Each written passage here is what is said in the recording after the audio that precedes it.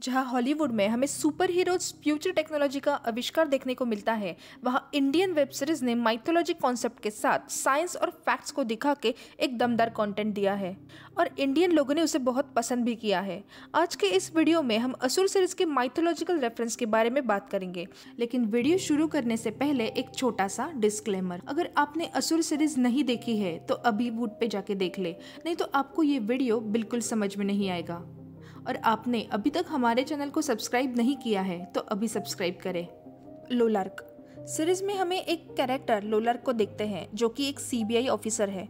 Hindu mythology के अनुसार सूर्य देवता के अनेक नामों में से एक नाम है लोलार्क। कांचीपुरम मंदिर में दो पुराणिक पैनल कल्कि को दर्शाते हैं। एक चंद्रवंश से संबंधित है जो कि कल्कि के माँ के रूप में है और दूसरा सूर्यवंश से संबंधित है जो कि कल्कि के पिता के रूप में है। यानी कि माइथोलॉजी के अनुसार कल्कि जो भगवान विष्णु जी का 10वां अवतार है, उनका जन्म चंद्रवंश स्त्री और सूर्यवंश पिता से होगा। और सीरीज के एक सीन में जब सारे सीबीआई ऑफिसर्स हमें प्रॉब्लम्स में नजर आते हैं और आशा की कोई किरण नजर नहीं आती, तब लोलार्क के बेटे का जन्म होते हुए दिखाया गया है। क्या लोलार्क का बेटा ही कल्कि का अवतार है जो कली को मारने के लिए अवतरित हुआ है, या फिर सीन में सिर्फ इमोशंस डालने के लिए लोलार्क के बेटे का जन्म दिखाया है? ये तो अब असुर के अगले सीजन में ही पता चलेगा। अशुभ नक्षत्र में जन्म सीरीज में शुभ के पिता शुभ को अच्छे नक्षत्र में जन्म देने की इच्छा रखते हैं, लेकिन किसी दुर्घटना से उसका जन्म निर्धारित समय से पहले होता है। इसलिए उसके पिता उसको अशुभ नक्षत्र में पैदा होने के कारण असुर बुलाते रहते हैं। बचपन से ही अपने पिता की ऐसी बातें सुनकर शुभ भी खुद को असुर मानता है। इसका माइथोलॉजिकल रेफरेंस ये है कि ऋषि कश्यप की दो पत्नियां थी, एक दीति और एक अदिति। अदिति को शुभ नक्षत्र में पुत्र होने के कारण वे देव बने और स्वर्ग लोक में रहने लगे। इसके विपरीत दीति के पुत्र अशुभ नक्षत्र में पैदा होने से असुर बने और उनको पाताल लोक में स्थान मिला। असुरों का उत्पीड़न माइथोलॉजी में एक कहानी है। 3 शक्तिशाली असुरों ने अपनी साधना से 3 उड़ते हुए नगरों की रचना की जिसे कोई आसानी से तोड़ नहीं सकता। इस ईर्ष्या से जल उठे देवता भगवान विष्णु के पास गए और भगवान विष्णु ने छल करके उनसे पाप करवाए, जिनके कारण भगवान शिव ने एक ही तीर से उन तीनों नगरों का नाश किया। जब भगवान शिव को सच्चाई पता चलती है तब पश्चाताप से उनके आंखों से आंसू आने लगते हैं, जो कि रुद्राक्ष के रूप में धरती पे गिरते हैं। बचपन से ही शुभ को उसके पिता असुर कहकर जलील करते रहे और डीजे भी उसके साथ छल करके उसको सजा देता है। तब शुभ देवों द्वारा असुरों के उत्पीड़न को खुद से रिलेट करके खुद को भी असुरों जैसा बदनसीब पीड़ित मानता है।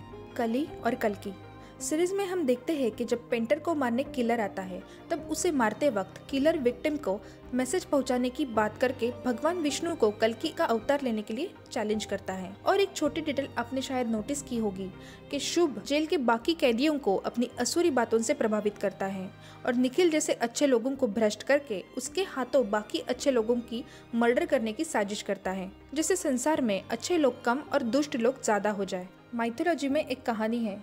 कली, जो कि 4 ही युगों में सबसे शक्तिशाली था, वो अपने साथ में रहने वाले सारे अच्छे लोगों को भ्रष्ट करके उनसे पाप करवाता था। लेकिन जब धर्म और सत्य ये दोनों मिलकर उसको युद्ध में हरा देते हैं, तब वो एक किले में जाके छिप जाता है। और हिंदू माइथोलॉजी में ये भी कहा जाता है कि कलयुग में कली जब अपने चरम सीमा पे होगा, तब कल्कि, जो कि भगवान विष्णु जी का 10वां अवतार है, उनका जन्म होगा और कल्कि कली का अंत करेंगे। अघोरी हिंदू माइथोलॉजी के अनुसार अघोरी लोग जो मृत्यु के बाद होने वाली प्रक्रिया और शरीर के तंत्र ज्ञान से अवगत होते हैं। इस सीरीज में हमें पोस्टमार्टम की टीम देखते हैं जो सारे मर्डर्स को साइंस और टेक्नोलॉजी की मदद से एनालिसिस करती है। अगर देखा जाए तो ये दोनों लोग मृत्यु के बाद होने वाली प्रक्रिया से जुड़े हैं। छोटे शुभ को उन अघोरियों के साथ दिखाया गया है। इसका मतलब शुभ अच्छे लोगों को मुक्ति देके बुरे लोगों को या लोगों की बुराई को बढ़ावा देना चाहता है। इंडेक्स फिंगर शुभ के पिता शुभ के बचपन से ही उसको इंडेक्स फिंगर दिखा के डांटते रहते थे और इस वजह से शुभ का गुस्सा इंडेक्स फिंगर पर ज्यादा फोकस होता था। इसकी वजह से वो विक्टिम के इंडेक्स फिंगर को काटता था।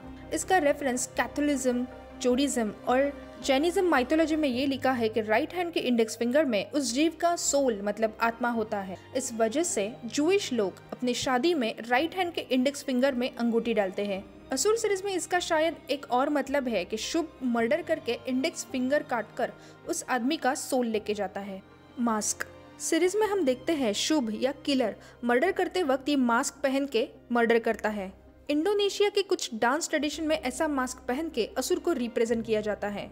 मतलब ये जो मास्क पहनते हैं उसके भीतर असुरी शक्ति फिजिकल वर्ल्ड में आती है। इसका मतलब किलर ये मास्क पहन के ये समझता है कि अब उसमें असुरी शक्ति का संचारण हुआ है। मर्डर एक असुर कर रहा है। ये मास्क पहन के वो खुद को असुर मानने लगता है। नागा टैटू। सीरीज में हम संध्या का मर्डर करते हुए एक आदमी को देखते हैं जिसके गर्दन पे एक टैटू दिखाई देता है। ये टैटू नागालैंड के एक ट्राइब का है जो कि हेड हंटिंग्स करते हैं। ट्राइब में ऐसा ट्रेडिशन था कि जो आदमी ज़्यादा नर आदमी का सर काट लेगा उसको उस ट्राइब का राजा घोषित किया जाता था और उसके गर्दन पे ये टैटू बनाया जाता था। धनिष्ठा नक्षत्र। सीरीज में ये दिखाया गया है कि किलर सिर्फ धनिष्ठ नक्षत्र में जन्म लेने वाले लोगों को ही मारता है। माइथोलॉजी के हिसाब से इसका ये कारण है कि भगवान विष्णु कल्कि का अवतार मनुष्य रूप में धनिष्ठ नक्षत्र में ही लेंगे। इसलिए शुभ या किलर खुद को असुर मानते हुए कल्कि को चैलेंज करने के लिए ऐसे लोगों को मारता है। असुर सीरीज में हमें माइथोलॉजी और साइंस टेक्नोलॉजी का थ्रिलर देखने को मिलता है जो कहता है कि सूर और असुर हर एक इंसान में होता है। सीरीज में डीजे को सब लोग यहाँ तक के उसके डिपार्टमेंट के लोग भी छल करके एक बच्चे को सजा देने के लिए गिल्टी मानते हैं। लेकिन अगर देखा जाए तो महाभारत में भगवान कृष्ण ने अर्जुन को ये कहा था कि अगर धर्म और सत्य के लिए छल भी करना पड़े तो वो गलत नहीं है। अब डीजे ने अपने बाप का कत्ल करने वाला नाबालिग बेटा जिसको उस उम्र में सभी सही गलत कर्म और कर्म फल का ज्ञान था उसके साथ छल करके उसको झूठा बर्थ सर्टिफिकेट बना के जेल भेज दिया था। तो उसमें डीजे कहाँ गलत हुए? शुभ ने खुद के आत्मसम्मान के लिए छल किया, डीजे से बदला लेने के लिए कई निष्पाप लोगों की हत्या की, जबकि डीजे ने यह सब सत्य और न्याय के लिए किया था। इसमें हमें शुभ और डीजे के सोच में यही अंतर दिखाई देता है। आपके इस बारे में क्या ख्याल है यह हमें कमेंट करके जरूर बताना। अगर ये वीडियो अच्छा लगे तो लाइक करें और अभी तक आपने हमारे चैनल को सब्सक्राइब नहीं किया है तो प्लीज सब्सक्राइब करें। धन्यवाद।